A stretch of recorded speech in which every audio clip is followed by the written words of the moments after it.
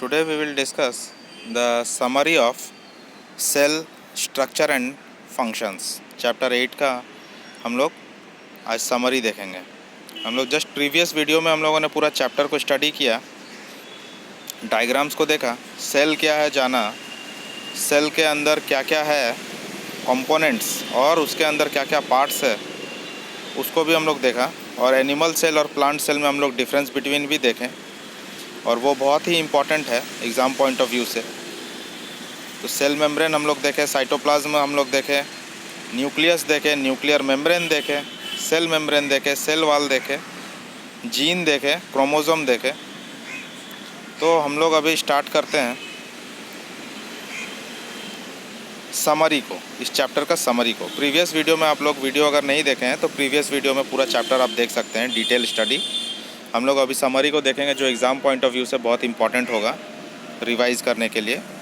पूरा चैप्टर का 30-40% या 50% तक तो यहाँ से कवर हो जाएगा, लेकिन आपको मैं कहता हूँ कि आपको चैप्टर भी अच्छे से देखना होगा।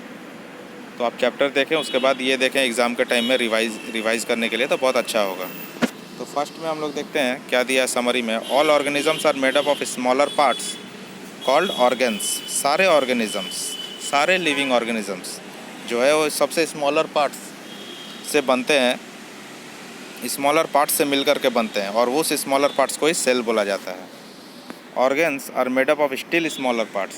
तो ऑर्गन्स पहले तो ऑर्गन्स से बनता है, यहाँ पे दिया गया पॉइंट 1 में कि स्मॉल ऑर्गन्स से बनता है, और ऑर्गन्स जो है और छोटे पार्ट्स से बनता है जिनको हम लोग सेल कहते हैं। The smallest living part of an organism is a cell.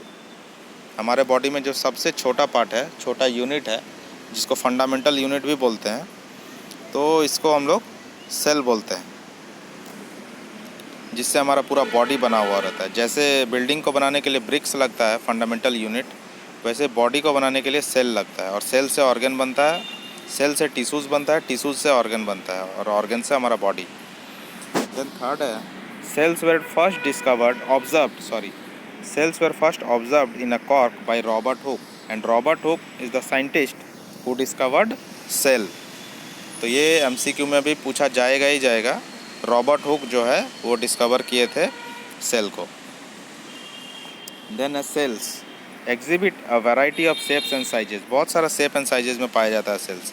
Number of cells also varies from organism to organism. हर एक ऑर्गेनिज्म में अलग अलग होता है सेल्स, अलग अलग नंबर में सेल होता है, सब में बराबर नंबर संख्या में सेल नहीं होते हैं। Then some cells are big enough to be seen with the unaided eye. कोई कोई सेल बहुत ही बड़ा होता है, जैसे मुर्गी का अंडा, जो खुले आंखों से देखा जा सकता है। Some organisms are single celled while others contain large number of cells. तो जो ऑर्गेनिज़म जो सिंगल सेल से बना होता है, एक ही सेल का बना हुआ होता है, उसको हम लोग यूनिसेलुलर ऑर्गेनिज़म कहते हैं। और जो ऑर्गेनिज़म मल्टीपल सेल से बना रहता है, लार्ज नंबर ऑफ सेल से बना रहता है, उसको हम लोग मल्टी सेलुलर ऑर्गेनिज़म कहते हैं। देन द सिंगल सेल और unicellular organisms performs all the basic functions performed by a variety of cells in multicellular organism. तो मल्टी सेलुलर ऑर्गेनिज्म में जो सेल का फंक्शन है, वही फंक्शन जो यूनिसेलुलर ऑर्गेनिज्म में सेल का है वही है, सेम है। सेल दोनों जगह ही एक ही काम करता है, भले उसमें कम है, इसमें ज़्यादा है। The cell has 3 main parts. The cell membrane जो उसका आउटर कवरिंग होता है, उसके बाद साइटोप्लाज्म, उसके अंदर में जेली लाइक सब्सटेंस होता है which contains smaller components called organelles and the nucleus. तो सेल मेम्ब्रेन के अंदर में साइटोप्लाज्म होता है, जेली लाइक सब्सटेंस, गीला पदार्थ, उसी में छोटा छोटा कंपोनेंट होता है सेल का, जिसको सेल का ऑर्गन भी कहा जाता है, और सारे ऑर्गन्स को मिला करके ऑर्गेनेल्स बोलते हैं। और तीसरा है न्यूक्लियस। ये 3 पार्ट इंपॉर्टेंट है सेल में।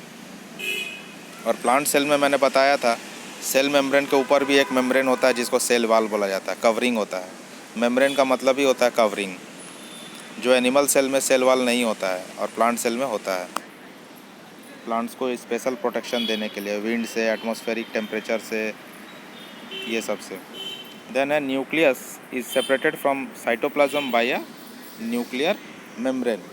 न्यूक्लियस जो है साइटोप्लाज्म से अलग किया जाता है न्यूक्लियर मेम्ब्रेन के द्वारा। न्यूक्लियस के ऊपर एक कवरिंग होता है, कवरिंग का मतलब ही है मेम्ब्रेन। तो वो मेम्ब्रेन जो है साइटोप्लाज्म से उसको अलग करता है न्यूक्लियस को, नहीं तो वो मिल जाता है। जैसे ये सेल मेम्ब्रेन है, इसके अंदर में यहाँ पे न्यूक्लियस है, तो न्यूक्लियस के चारों ओर एक मेम्ब्रेन है जिसको न्यूक्लियर मेम्ब्रेन बोलते हैं, जो न्यूक्लियस को बचाता है। और यहाँ पे जो है ये साइटोप्लाज्म है, ये जेली लाइक सब्सटेंस है। तो ये जो न्यूक्लियर मेम्ब्रेन है, ये जो न्यूक्लियर मेम्ब्रेन और न्यूक्लियस को जो कवर किया हुआ है वो इससे मिलने में बचाता है। साइटोप्लाज्म से मिक्स हो जाता है ना, तो वो मेम्ब्रेन उसको उससे मिक्स होने में बचाता है। देन है cells without well organized nucleus is lacking nuclear membrane called prokaryotic cell. वह सेल जिसमें वेल ऑर्गेनाइज्ड न्यूक्लियस नहीं होता है, मतलब न्यूक्लियस का मेम्ब्रेन नहीं होता, न्यूक्लियस का कवरिंग नहीं होता, उसको प्रोकार्योटिक सेल बोलते हैं। और वह सेल जिसका न्यूक्लियस में कवरिंग होता है उसको यूकार्योटिक सेल बोलते हैं। Plant cells differ from animal cells in having an additional layer around the cell membrane termed as cell wall. मैंने अभी बताया कि एनिमल सेल का जो कवरिंग होता है वो सेल मेम्ब्रेन होता है, लेकिन प्लांट सेल का जब बात करें तो प्लांट सेल के ऊपर में एक और कवरिंग आ जाता है, एक और कवरिंग आ जाता है, उसको सेल वॉल बोला जाता है।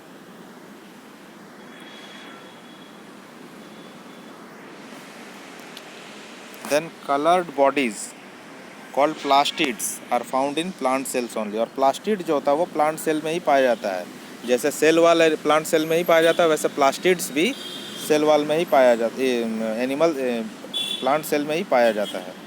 और green plastids containing chlorophyll are called chloroplast.